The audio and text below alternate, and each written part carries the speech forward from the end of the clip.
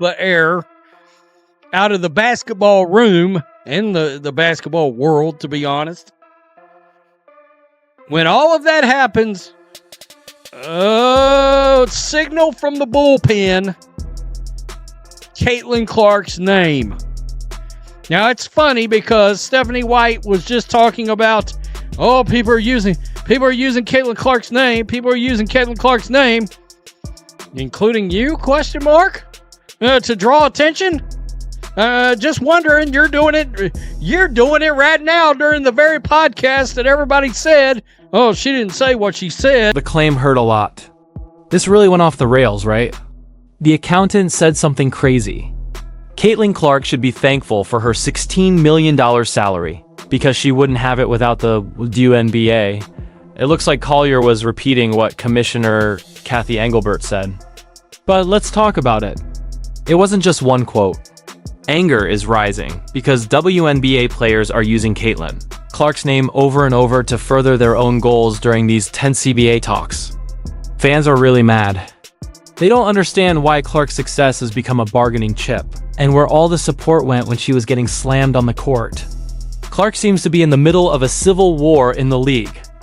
Today. So let's jump right in and let's start with the ongoing WNBA CBA negotiations. If you guys remember, the deadline for these first rounds, or the first deadline in these CBA negotiations, is this Friday. So in 2 days, October 31st. Now, most of us were expecting that the league and the players would not get a deal done by that time, and it looks like that is very well not going to happen. Alexa Filippo reported that the WNBA has offered players a 30-day extension to continue negotiations for a new collective bargaining agreement. An extension before the current CBA expires Friday would allow both sides more time to work toward. Also, get this. There was no giving up for Collier. In fact, she went even further in Glamour magazine, where she said that players are being abused so much that it should be illegal.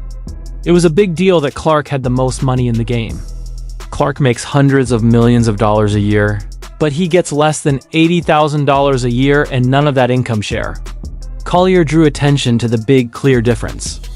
Because of this, she finally admitted that WNBA players depend on Caitlin Clark in many ways, not just by hitting her during games. They are now using her huge wealth as the main tool they have to get a new deal and negotiate. By the way, Collier was awfully quiet when Caitlin Clark was getting her brains beat out last year. In 2024, the rookie season. Where were ya? Where were ya? I mean, look, is she coming to grips with the fact that Caitlin Clark is the whole damn league, nothing but the league, it's so help me God? Is she coming to facts with that? Maybe. Good. I don't know if these players were in denial. Hell, I don't know what they're thinking. The irony is crazy. There's no denying it. Stephanie White, a well-known voice, has already spoken out against people using Caitlin Clark's name for their own reasons. On the other hand, Collier talks about and does the same thing on a show. A lot of people thought about how hypocritical it was because the double standard was so clear. Also, Clark's income is getting more attention these days.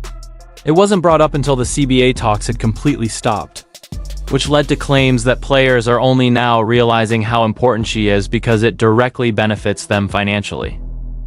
Either a strike initiated by the players or a lockout initiated by the owners. A source said the players might be willing to consider an extension under the right circumstances, but they feel those circumstances do not yet exist. And that line in this article is the one that stood out to me, because basically the players at this point in time are saying they're not sure if they're even going to accept the offer of an extension. So basically there's three options that you can take. You can either accept the extension that was given by the WNBA. You can not take the extension, but you can continue negotiating in good faith, which I wouldn't recommend because I've done that before and got burned by it, so I wouldn't recommend that. Or third, it's not just about money now.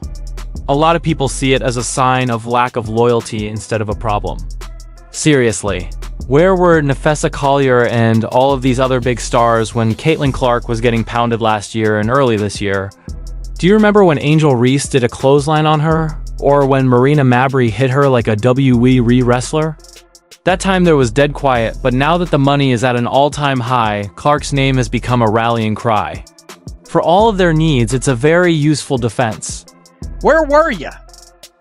I mean, look, is she coming to grips with the fact that Caitlin Clark is the whole damn league, nothing but the league, it's so help me God? Is she coming to facts with that? Maybe. Good. I don't know if these players were in denial. Hell, I don't know what they're thinking. But let me summon Caitlin Clark's name for the sake of the CBA. Here we go. Ongoing negotiations became a mainstream story in the sports world after... That's why fans are fed up with it. They're very angry at Kier for taking Caitlin Clark's name in such a brazen way. Some people clearly back players who want to be paid more, but a lot of other people are just sick of hearing the story. It looks like they're taking advantage of Clark without really helping her when she needs it the most. It's easy to understand the meaning. She was important to you before, and now you want her. This shows that the boss has a big problem. Even though everyone benefits from the economic flood Clark has caused, it seems like there is anger against her huge fame. And they will go on strike. What it does is it makes it so these players are no longer part of the team. They're just like not working with the team. That means the facility's shut. They're not going to be doing workouts. They don't have access to the court, the workout room, all of these types of things. And I've said in the past, things like this actually hurt the players who are not these superstar players. They hurt the middle tier and lower level players more than they actually hurt the superstar players, because superstar players at this point in time, they're making a lot more money. They have a lot more resources and access to get into other gyms, work with other trainers. But this was alarming to me that the players said that the circumstances do not exist yet for them to just accept. Listen, the WNBA is having tough talks about the CBA right now, and work is about to stop. They have offered to extend the date for these talks, but the players have said they are not ready to accept it, which suggests that there will likely be a strike or lockout. It's because of situations like these that Clark's reputation has gotten so strong, which some people find frustrating. Because she is so easy to sell, she has become the best bargaining chip for every player's future pay. At one point in her passionate tirade, Collier claimed that Engelbert had said to her earlier this year Caitlin Clark should be grateful she makes $16 million off the court, because without the platform that the WNBA gives her, she wouldn't make anything. You know, we've had, about a month to set on that? About a good month to set on that. I'm starting to wonder if that actually was said. So Aaron Drake, who is the senior assistant and legal counsel for the WNBA Players Association, spoke out against the league. He said it's been hard to get the league to work together and feel the same sense of urgency about finishing this deal. To be honest, this public game of who's to blame only made things worse and made the already wildly unprofessional environment of these talks even worse. All of the public fighting and leaks of information have made for a very confusing show. It's definitely making fans and league leaders lose their cool.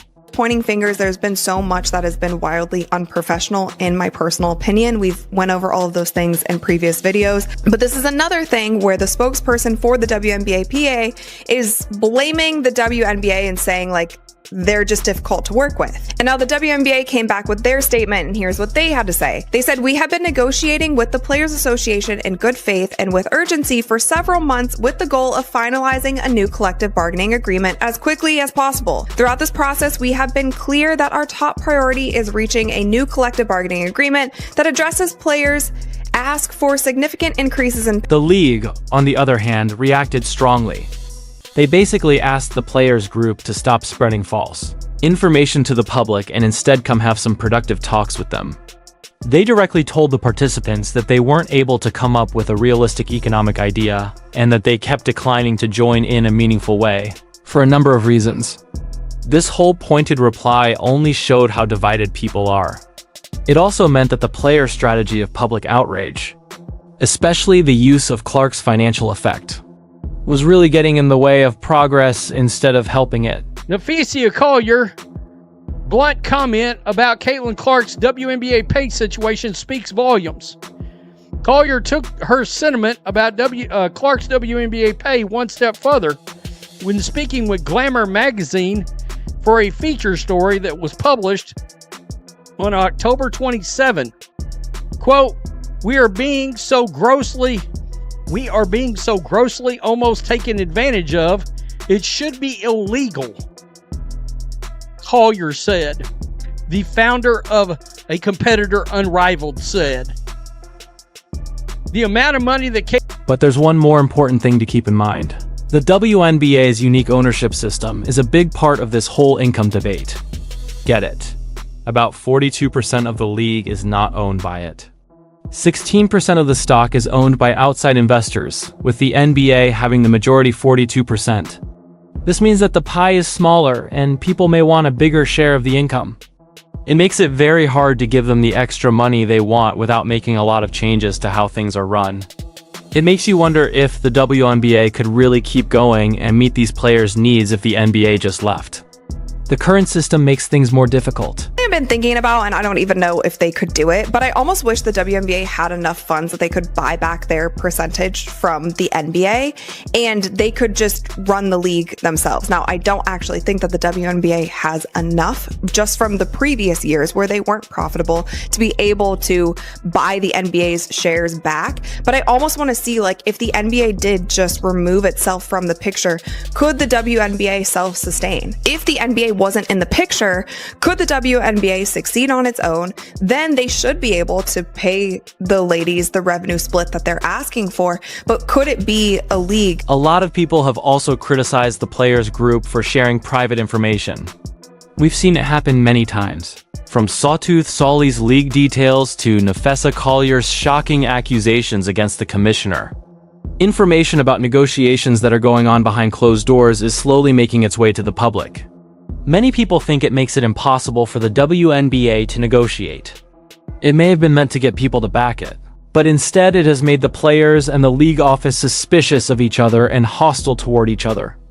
It's just making the crazy, inappropriate drama last longer. Has made the league is insane. True statement. And she's getting 0% of it because we have no revenue share. Also a correct statement.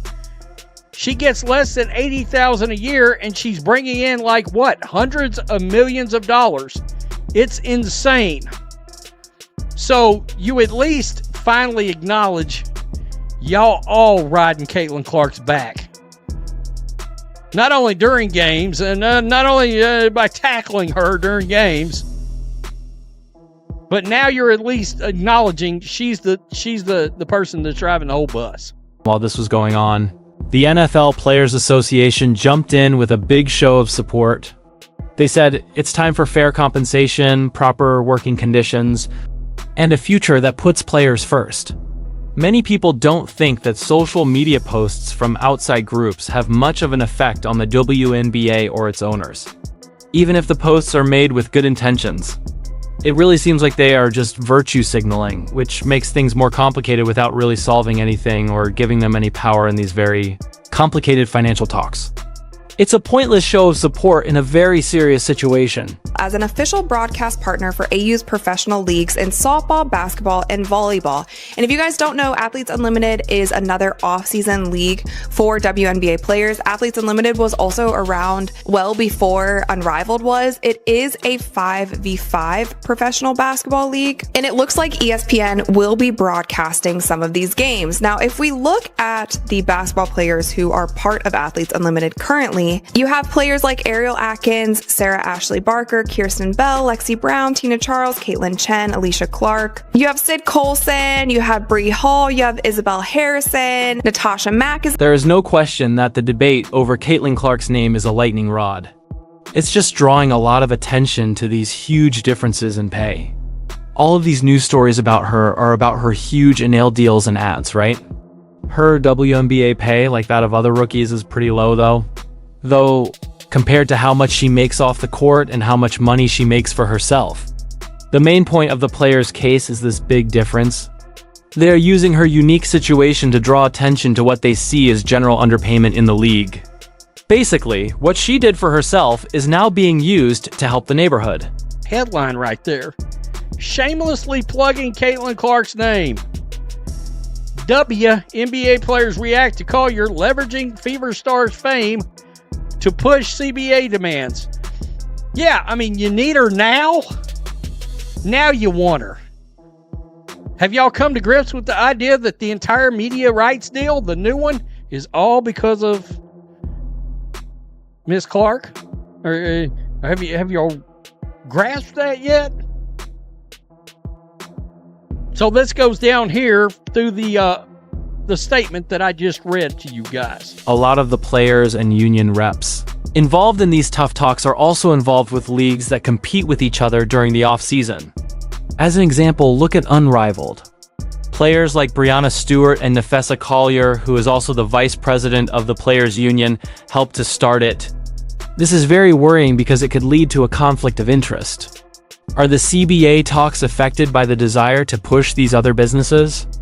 It makes an already tough situation even worse by adding more confusion and mistrust and making people doubt everyone's true motives. House did an hour-long interview, probably got paid like $10 million to do it because he does not do media. And they are just breadcrumbing us with all of these segments and like slowly releasing them throughout the whole season, which, by the way, if that truly was the deal, kudos to Michael Jordan. He fleeced all of us. But the most recent segment that went out last night was about load management. And Michael Jordan said, you play basketball for 2.5 to 3 hours a day.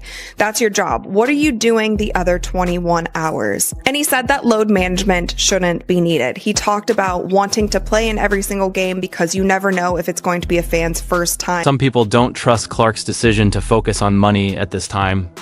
The league had a hard time making money for years, and players mostly didn't say anything about the big income splits. But since Clark has brought in so many new viewers and money-making chances, the whole story has changed a lot. Some people were so upset that they asked why it had been so quiet before Clark showed up. This suggests that the sudden rashness and aggressive behavior are not a result of a long-held moral position. The fact is, there's a lot of these women, I just wondered, they all hate Caitlin Clark, so many of them. When they go to get that extra money, are they going to give it back to the league? Because they're like, well, we ain't taking it. On the back of the white girl, we ain't taking that money. You can keep it. We was building this league, was you? No, I don't think the numbers reflected that. Just calling it like I see it. Tell me what you think. And there must be some stress there, right? A lot of the women in the league seem to hate Caitlin Clark, but they're happy to take any money she gives. That means the awkward question stays. Will they actually take the extra money she brings in, or do they have a deep-seated dislike of how she changes things? On the other hand, the numbers don't lie. It's clear that Clark is in charge here. No matter if everyone likes the car or not. 2.5 to 3 hours a day.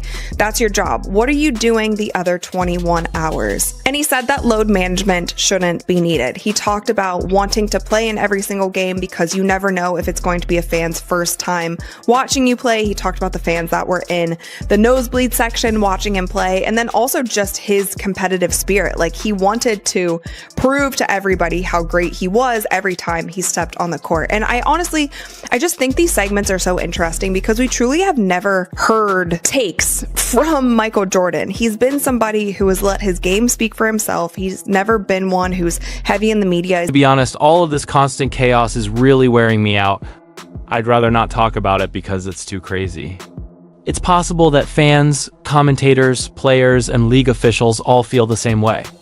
The constant he said, she said arguments, public slandering, and stalling of discussions have made the atmosphere so toxic that the real game can't be seen at all. Everyone is sick of this show and just wants it to end so we can all go back to hoops. What's crazy is how dangerous things are, especially for Clark. She was beaten up on the court, and now it looks like she's being used as a pawn in these expensive lawsuits. No one could really blame her if she chose to play somewhere else, maybe even abroad. If a country offered her $5 million to leave, she would try to get out of a league that seems to be taking advantage of her fame without protecting her. Clark quitting the WNBA would be a terrible thing to happen. Last but not least, the fight over the WNBA's collective bargaining deal has shown how deeply divided the league is. Putting Caitlin Clark in the middle, her name has become a strong but divisive tool in the fight for more player pay. Even though her effect is clear, one important question still stands. Do players really want to help the world? Or are they just taking advantage of Clark's huge fame and the public's obsession with her to get what they want right now, even if it could be against what Clark wants? The exciting story keeps going, and the future of the WNBA and Clark's place in it are in dangerous danger. Like and subscribe for more.